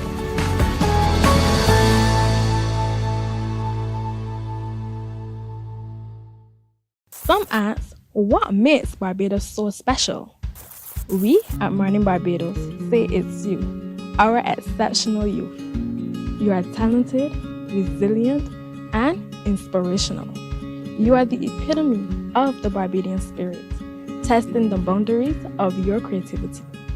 If you are an entrepreneur, artist, baker, designer, author, or have done anything you think should be highlighted, email us at Morning, morning, morning. Good morning. Good morning to you. 26 minutes now after 7 o'clock, so we turn our attention to talking HR with Hermab. She said to me, don't ask me any difficult questions. Dr. Glenda Jilts, good morning to you indeed. Good morning to you, and morning Barbados. I promise you I shall not do so. I'm so happy. I hope you keep your promise. Of course I shall. Dr. Glenda is a transformation and change management specialist. She knows what she's doing. And so as we're talking today about mental health resilience and HR, this is a very important subject. I think all of us, not just HR practitioners, need to pay very close attention to. And when we talk mental health resilience, what are we talking about? Well, we talk about mental health, which is responding to things that happen to us, you know, whether it be trauma in terms of your personal life, health, whatever. But resilience is how you respond, how you bounce back, how you manage. Because I'm last week I was privileged to watch, is it Beijing Lu, that young guy who came on. Yes. And he spoke. He spoke about mental health resilience. He didn't say those words, but what he showed was that even though he was going through and continues to go through his challenges, he's found a way to respond to those challenges. And so his little ditty at the end and so on, using his craft and his art, I thought that was very interesting. And he has found a recipe for being resilient, even going through challenges. Because sometimes with challenges, we allow ourselves to be succumbed by the challenges. We give up and we give in. Yes. And using his example, he says, no, I am still of mind enough that I can see a way out. Yes. I can see at least a way to help me pull myself up from where I am. And so, but that takes a certain kind of something from inside. Right. So how do you see that working? You're not a medical doctor, but I'm just asking. No, but you first have to recognize that you're having a challenge. Yes. You know, I tell this story, it's not an original story, but a man walked in and saw a man sitting with a dog. The dog is whining and crying, and he says, why is this dog whining and crying? And the man says, he's sitting on a nail, he's laying on a nail. And the man says, so why doesn't he get up? He said, it's not hurting him enough. Whoa. And so that for me is the story of when we have to recognize where we are, you know, our breaking point, how much we can take, and then doing something about it. So get up off that nail, I always say to my colleagues, because we can become so comfortable in that uncomfortable space that we don't even recognize it. And we are imprison ourselves by saying, I just don't know what to do. I'm not good enough. And particularly in organizations, I wanted to speak specifically on organizations. Yes, where, you know, the thought of a merger, the thought of an amalgamation, the thought of some kind of redundancy. And people start to think, what does this mean for me? Correct. How am I going to survive? I have 1,000 bills. I have no money. I depend on this paycheck. How do I survive past this? And this can take a toll on your mental health. And so the individual has to confront it. Yes. But you live in a community of people. We work in a community of people. Yes. And so I'm looking now at the role of HR in recognizing that the human condition says they will not be comfortable with this change. How does HR help in this process? So I want to give a news flash first. Breaking news. Breaking news. Every manager who manages people is an HR manager, right? So you're responsible for people. And because you work closely with that person, you can possibly tell when that person is going through a challenge. You notice the difference in their their parents, a difference in terms of how they engage with you. You notice a difference in their work, their productivity. So it's not only to the HR manager who probably is working on another floor and doesn't interact with that person on a daily basis. Supervisors and managers, you are also responsible for looking at your employees and saying, there's something going on here with this person, and how can I help? You see the change, arrest the change. Do something about it. Yes. But the person who's managing that mental health challenge doesn't need platitudes. No. And that's where sometimes a lot of those with responsibility for that human resource get it wrong. Yes. So how do we teach this morning people who are in those positions who have responsibility for people, so that they're able to reach across and help rather than reach across and push away? Yes. I always say, if you're not trained in this field, then hand it over to the experts. So once you recognize that an employee may be having a challenge and you have that conversation, it says, you know, what's going on with you? I've noticed this, I've noticed that. And that employee says, I am having a challenge. If you cannot manage it, then pass it off to someone who is trained to do so, because oftentimes we allow our own personal feelings. So for example, an employee may say, I'm going through a tough time with my marriage. Yes. And me being who I am may say, how long have you had that problem? Yes. Right? But that may take that person down a deeper rabbit hole. So what I say to supervisors and so on is once you identify the problem and you cannot resolve it, you can also pass it on to the experts. You have a number of employee assistance programs, you have counselors, you have therapists, and you can recommend your employee to those persons. I think that it is important that organizations now really recognize the importance of good mental health. It not only helps you in terms of your productivity, your profitability, because a good employee or a happy employee is a productive employee, but also for that person's well-being. You care about your employees. You want them to be the best that they can be.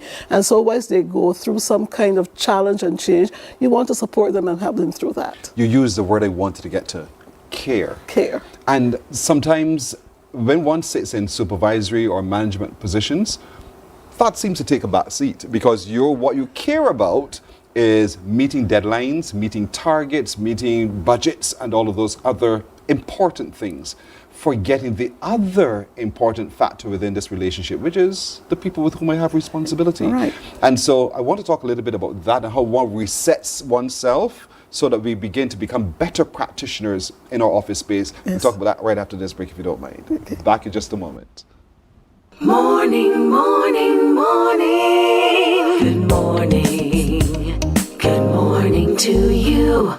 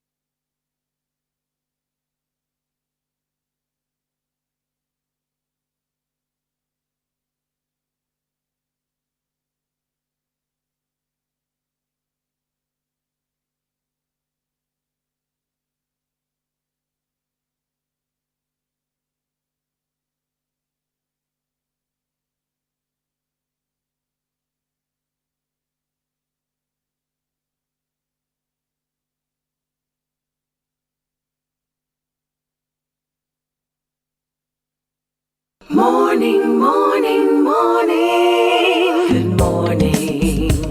Good morning to you. Approaching 25 to the hour now, and we're talking mental health, resilience, and HR. We do have with us the outstanding Dr. Glenda Jilks, Transformation and Change Management Specialist. She goes, ooh, yes. Because you're worthy of it. I take it. Thank you very much. Let's get back into the workspace for just a moment. And we're looking at being able to care, essentially, and how do we, as people with responsibility, steel ourselves equip ourselves well enough so that we're able to make a change in the lives of those who we manage? We have to recognize, and you talked about it just before the break, you know, we're worried about profitability, we're worried about the survival of our business. But how do we achieve that? Through people, through those same very employees who we see every day. And so it's important for us to tap in to what is happening with them, how they, you know, how they're meeting their challenges and so on. A lot of organizations right now are not only doing employee assistance program, but they're even doing mental health days.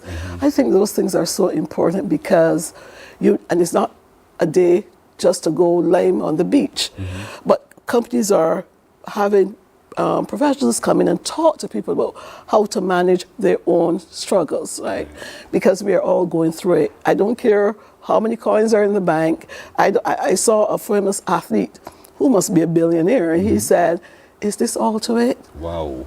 Is this all to it, right? So when even though you have all of that down pat, you're still challenged with everyday things, sickness. You know, you're well one day and then you go to the doctor and then he tells you, "Oh, by the way, I have to send you for tests." And you go down a rabbit hole.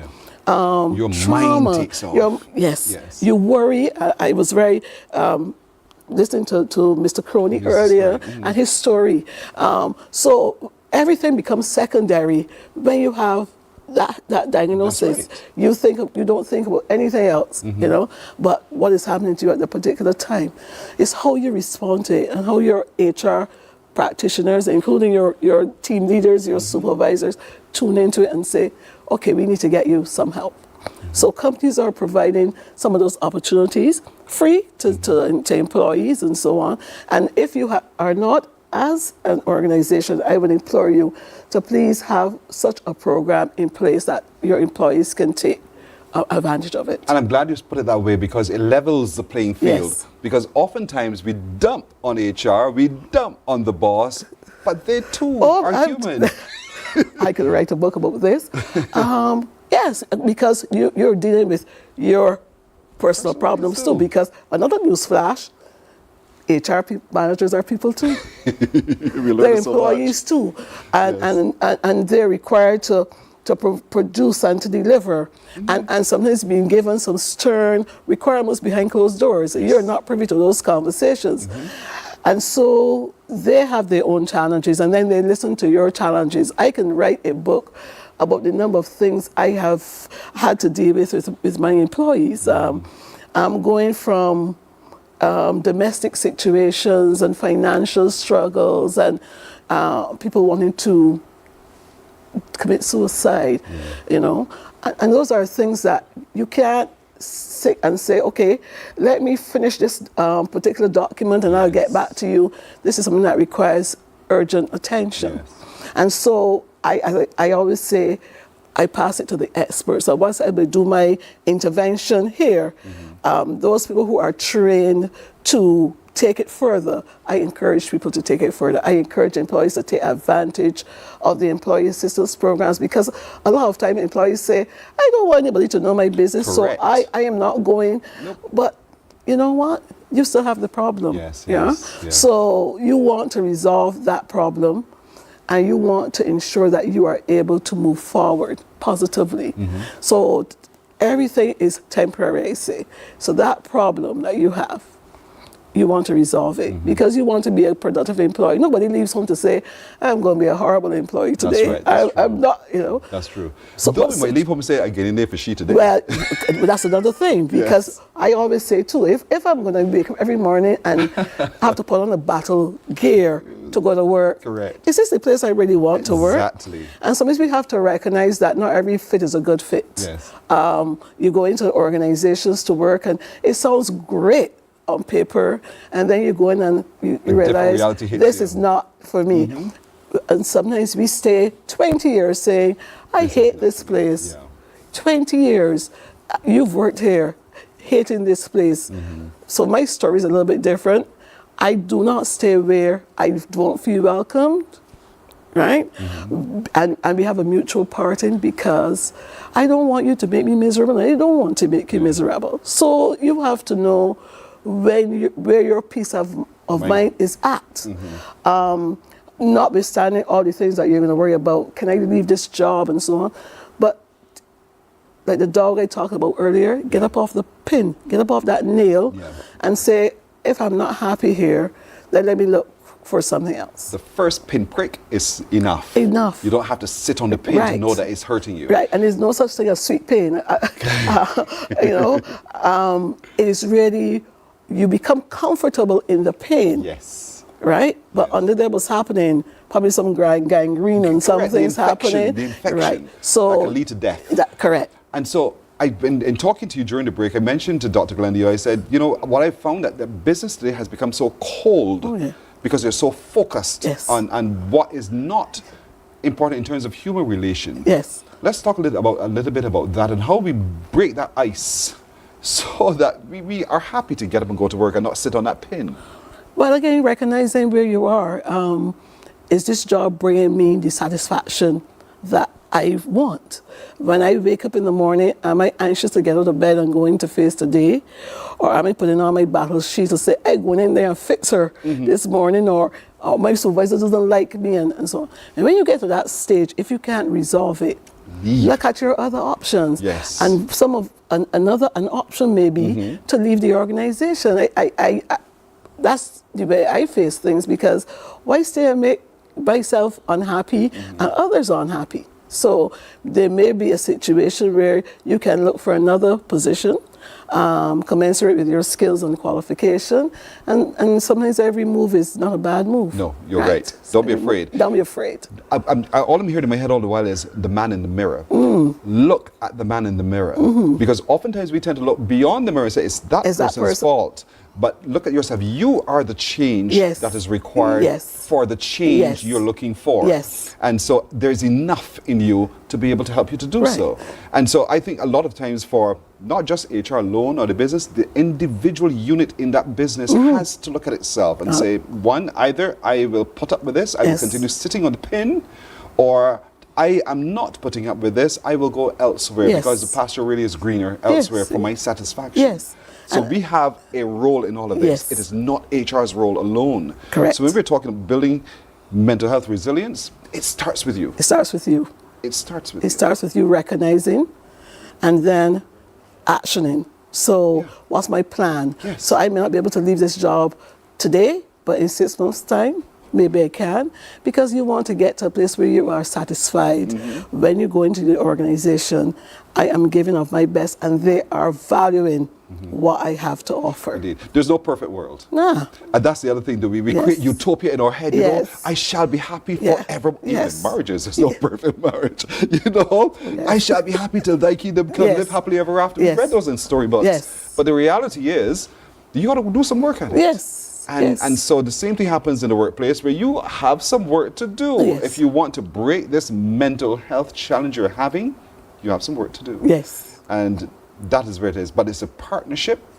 HR will meet you part of the way. You meet HR part of the way as well. There's work for you to do as well. Yes. You said it so well. I thank you. Yes. You're See why I like her? I like her. Dr. Glenda Jilts, thank you so very much for joining me Thank this you so much, Pearson, for having me. You're very welcome. Thank you. You've shared much with us today. But I like the employee worker assistance program that you're talking about. Employee assistance program. It's so important that businesses take that seriously and not see it as another expense on the book. See it as the profit that your business is an investment. It's an investment in your people. See the benefits that flow therefrom. So maybe HR practitioner, that's something you need to talk to your manager about today as well. So let's look at how we can set up this kind of program to assist our employees, because they are as critical to the success of the business as the dollars you put into the business as well. Thank you so much. Thank you too. You're welcome. We're coming right back in just a moment.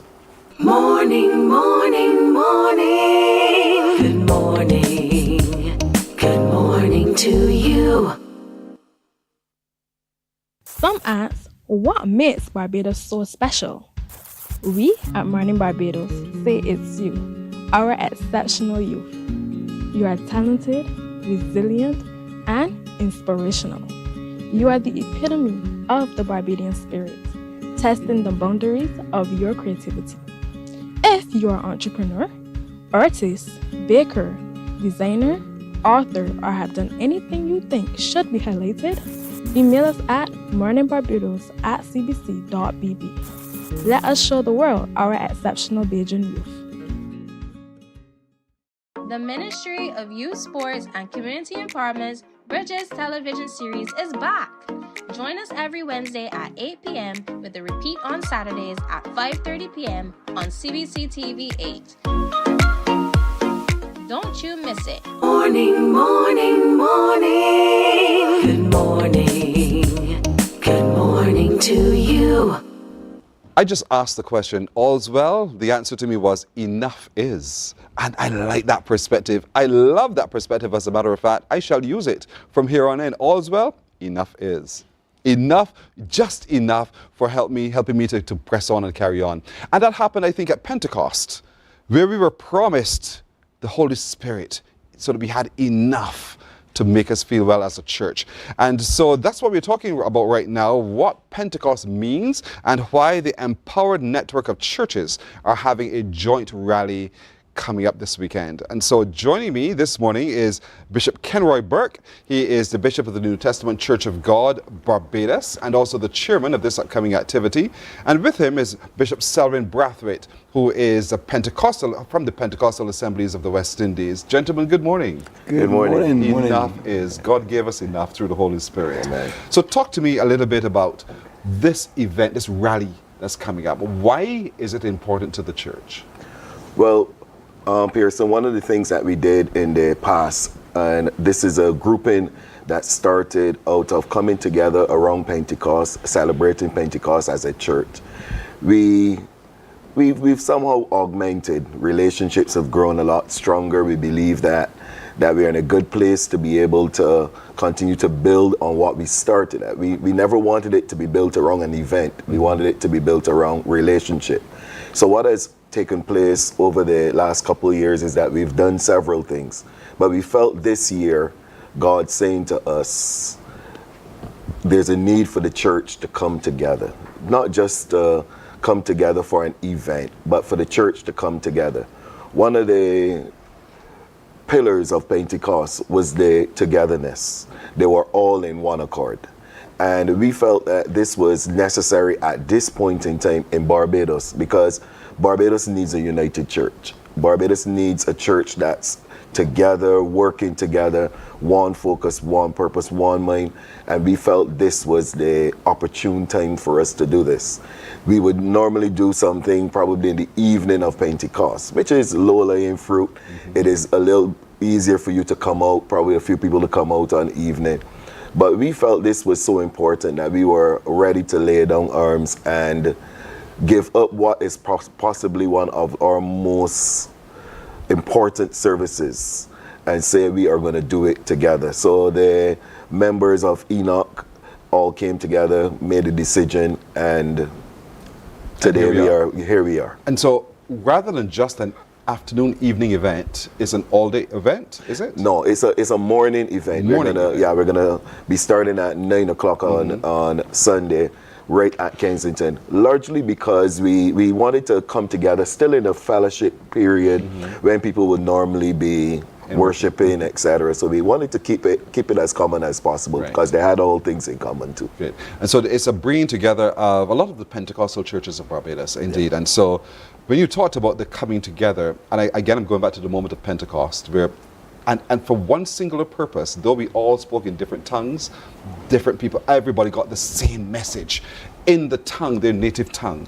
And so the gathering is what we're talking about here, Bishop Brathwaite. Yes. Talk to me a little bit about who's coming, which churches are going to be a part of it. I know there's different churches who will be, because Sunday before, I was at Ellerton Wesleyan, and Pastor Livy Trotman, he did mention this activity coming up. Yes. And I'm so happy to have you guys to talk about it as well. Yeah. And so talk to me about the different churches who decided, yes, we are part of this organization, and we're coming together as a church together, not just to demonstrate, but to live out our faith.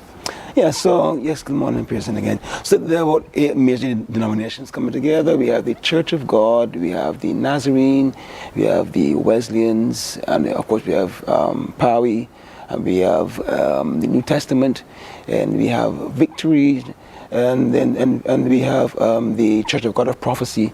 So those are the major ones that we are coming together with, and I think because we are trying to break down the barriers, right? You know, all of us, when we look at our faith, we have a few things that may be a little different, but then we all serve in one leader. So we thought, that's what's happening right there. So we have taken the chance or the effort to make sure we break down those barriers and to build bridges. And from here, I think, as Ken Roy said, that it's important that the nation sees a very strong and unified church. So we are making that deliberate effort to make that possible. Why is that important, to see a strong, unified church for the nation? I mean, see, because there's so much brokenness and so much hopelessness, within a nation, and the church is a symbol of hope and restoration. So if we are together, it says something to the nation that there is hope for Barbados. Bishop Burke, but there's still a lot of cynicism still, particularly more so now, I find recently, about the church and the reason why the church exists. Let's talk a little bit about that, if you don't mind, and how do we begin to break that down? Because, it's the same thing in medicine. People don't have this cynical approach to vaccines. They have that same cynicism approach appearing now about the church. What do you see? How do you see we can change this? And I'm glad you actually said it's the same way, because there's a reality in every single profession, every sector, every institution. There will always be cynicism. There will always be persons who question the motives. There will always be persons who question the purpose behind the organization. And the organization that we know, is not immune to that. The organism will stand forever, because Jesus said, "This is my church, and the gates of hell shall not prevail." So the church, the organism, is good to go. But the church, the organization, faces the same critique as all the other institutions in the world. And what we are aiming at doing, and this is a very, very important part of it, we are aiming to show, listen, there are challenges out there, and challenges come because they're people. I had a bishop who would always say, people are people wherever people are people. And that's the reality, that you will always have issues because you're dealing with people, you're dealing with humanity, and we're all subject to failure. But in a time and a season like this, what God is saying to us is, listen, start to do this differently so that people can see that there is hope. Even in our brokenness, and we never ever profess to be perfect because we have people. We believe that this is an opportunity for us to be able to show a different face, to give people that opportunity to see there's an institution that is still there, a timeless institution that is still there, that we can find that hope. It would be a challenge for us to spend all of our time trying to defend ourselves, because there will always be somebody. And there are several people who don't even believe in God and believe there is a God, and there are several persons who don't have that philosophy.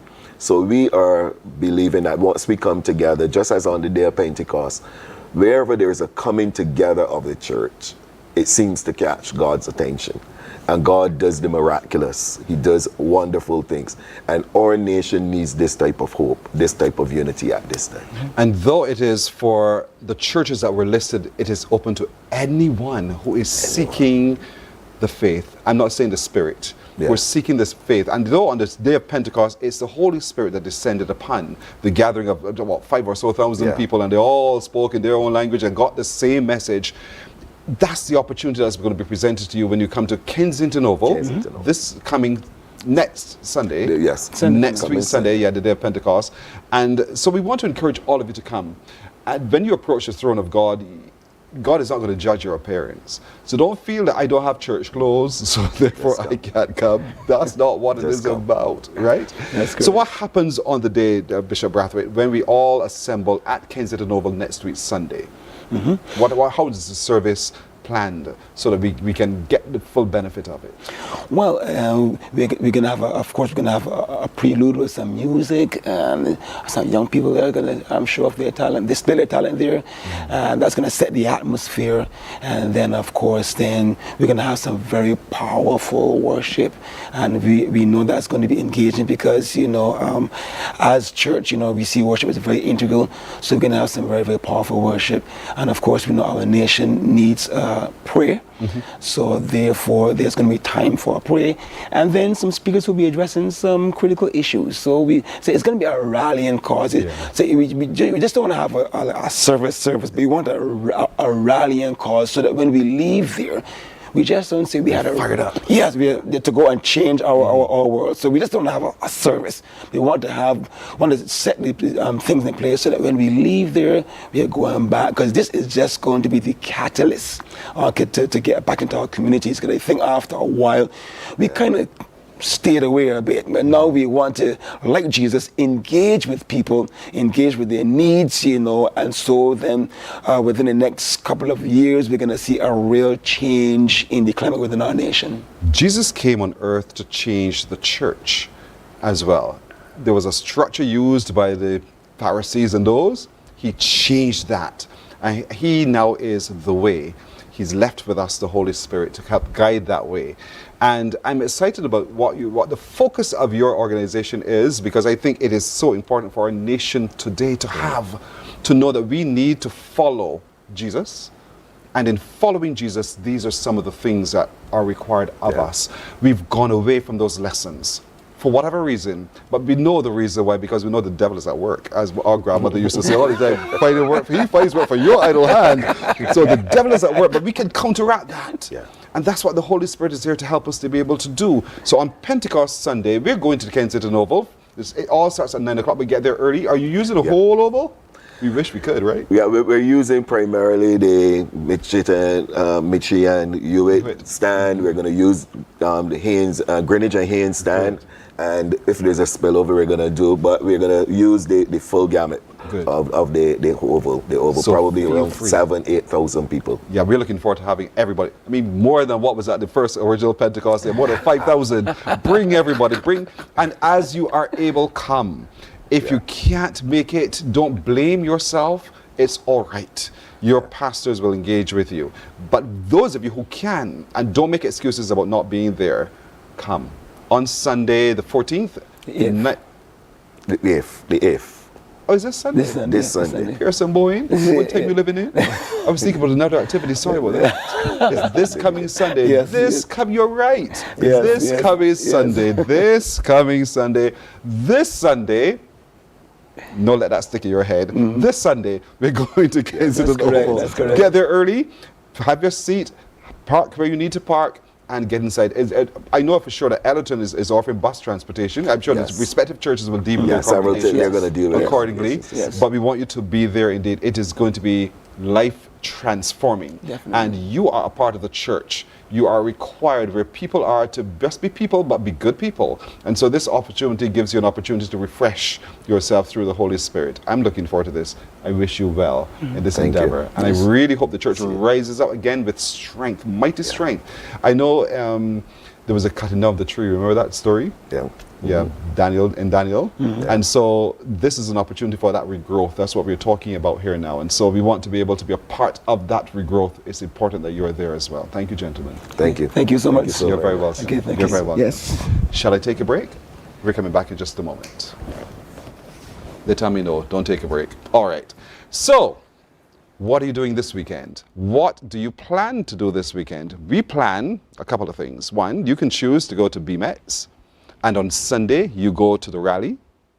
You can choose on the 7th to do the cleanup of the gullies and spaces, as there's a national cleanup campaign. That's your choice. But you know what is the best choice. I encourage you to make the best choices starting today. That's it for today. Thank you so much for joining us. We do look forward to sharing with you again tomorrow. Remember, you have one job. Share the show. Bring someone else along with us. My little crew joins me in wishing you a lovely today, and we'll see you tomorrow. Bye-bye. Wake up, wake up, wake up, wake up. Barbados, get up. Good morning.